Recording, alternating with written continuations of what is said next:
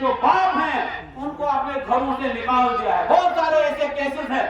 मैं गुजारिश करूंगा कि जिस घर में बुजुर्ग की इज्जत नहीं होती वो घर कभी तरक्की नहीं करता, चाहे वो कितना भी बड़ा अमीर घर क्यों ना हो।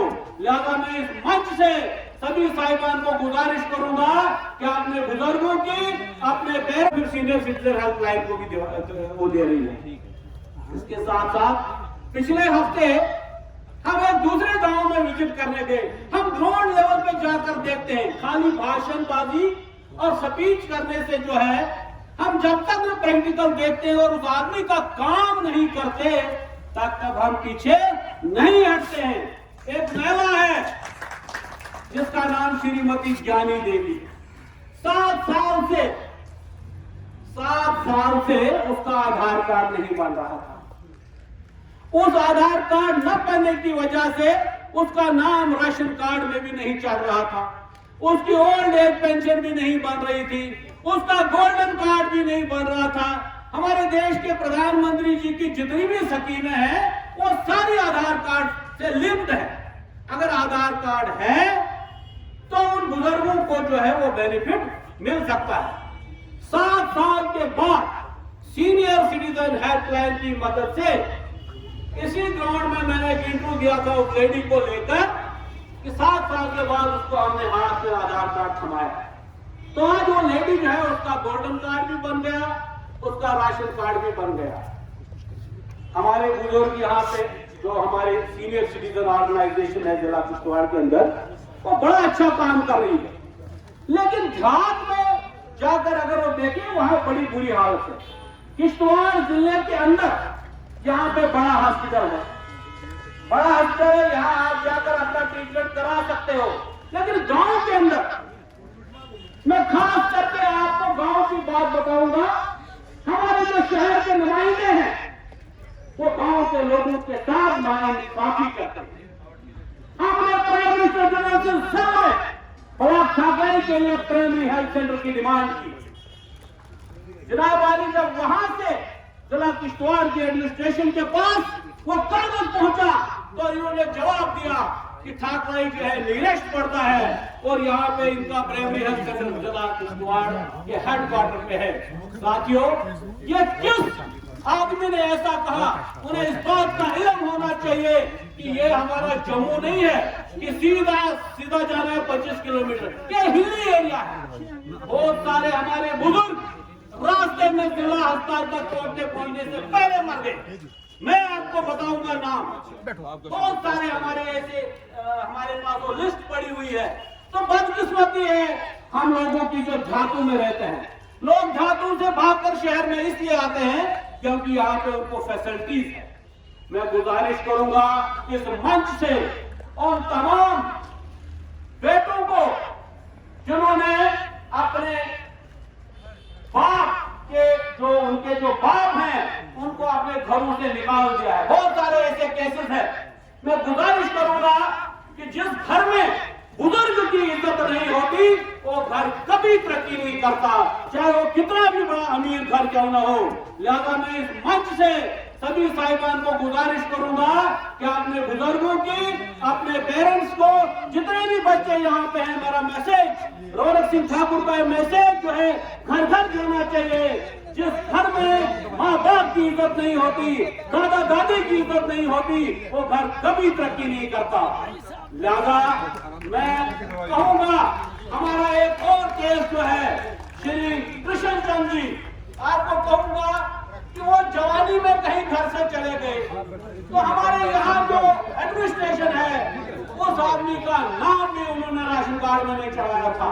और आज उसका जब आधार कार्ड नहीं बना, एक गांव के एक आदमी ने उसे कहा कि जमीन का एक टुकड़ा मुझे दे दो, मैं आपका आधार कार्ड बनवा दूंगा। हद खत्म है।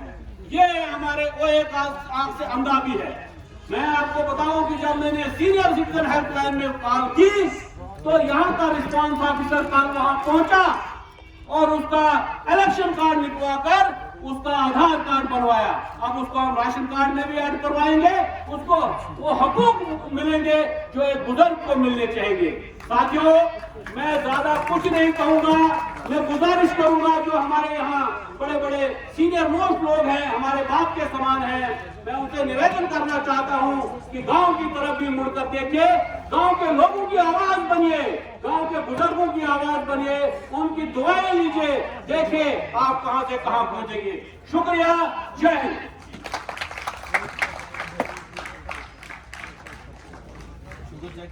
बहुत बहुत शुक्रिया रौनक जी ने आपको 2-4 सक्सेस स्टोरी जो है यहाँ पे बताई, जिससे आपको ये मालूम चल गया होगा कि आज की डेट में जो है सीनियर सिटीजन को लेके जो है अलग अलग तरह के जो है काम जो है किए जाते हैं। इसके बाद जो है मैं अभी जो हमारे स्पीकर हैं जिनको मैं दावत देना चाहूँगा, श्री फारूक अहमद रिजवी जी, जो यहाँ पे अपना एक कल्चरल आइटम जो है वो प्रस्तुत करेंगे।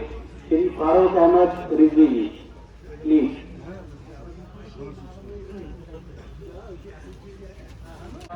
जो ये हेल्प लाइन नंबर आज जो एल्डरली पर्सन के लिए आप यहाँ डिस्प्ले कर रहे हो और जो ये लॉन्च की है गवर्नमेंट ऑफ जम्मू कश्मीर ने और यूनियन गवर्नमेंट ने, तो क्या बताएंगे इसको लेकर आज आप? देखिए जनाब, आप जानते बखूबी जानते हैं कि आज के टाइम में बुजुर्गों को बहुत ज़्यादा प्रॉब्लम्स होती है। बहुत ज़्यादा ऐसे यहाँ हमारा जो JNK फारफलिंग एरिया भी है, हमारा किश्तवाड़ फारफलिंग एरिया है, बहुत सारे बुजुर्गों को यहाँ बहुत सारी प्रॉब्लम्स आती हैं, बट लोग वो डिपार्टमेंट उनको पहुँच नहीं पाता है या गवर्नमेंट हर जगह खुद पहुँच नहीं पाती है।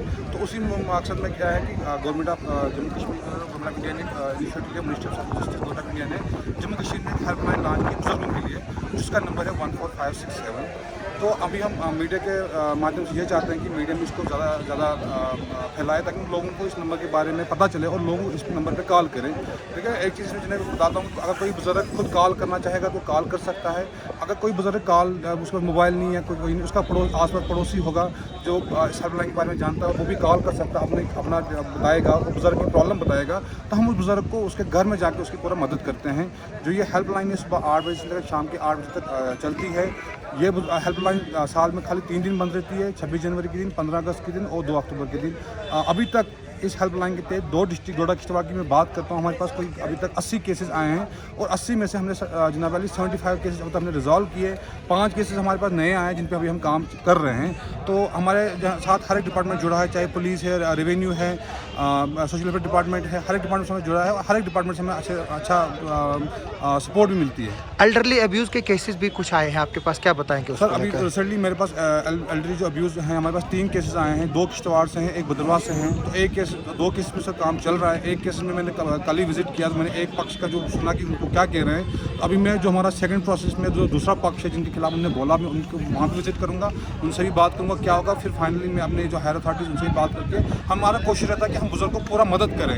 यहाँ हमने ऐसे भी केसेस रिजॉल्व किए जिनका कोई 7 साल से इशू था, 6 साल से इशू था, वो वाले केसेस भी हमने यहाँ पे अभी तक रिजॉल्व भी कर दिए। कुछ लोगों को घरों से निकाला गया अपने बच्चों द्वारा, तो वो केसेस भी आ रहे हैं, क्या बताएंगे? बिल्कुल, उसमें भी सर जो केसेस आ रहे हैं तो हम उन पर देखो अभी हमारे यहाँ ओल्ड एज होम भी बन रहा है। तो हमारा जो कोशिश रहती है, अगर ऐसा कोई बुजुर्ग है जो घर से निकाल रहे हैं, तो हमारा कोशिश रहता है कि हम उनको पहले ओल्ड एज होम में शिफ्ट करें।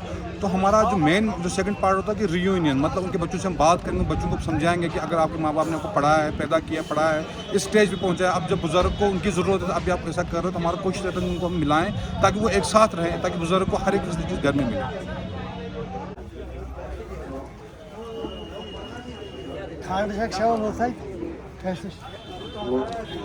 साहब ने जो है अभी डिटेल में जो है आपको जो है बता दिया जो एल्डर हेल्पलाइन है।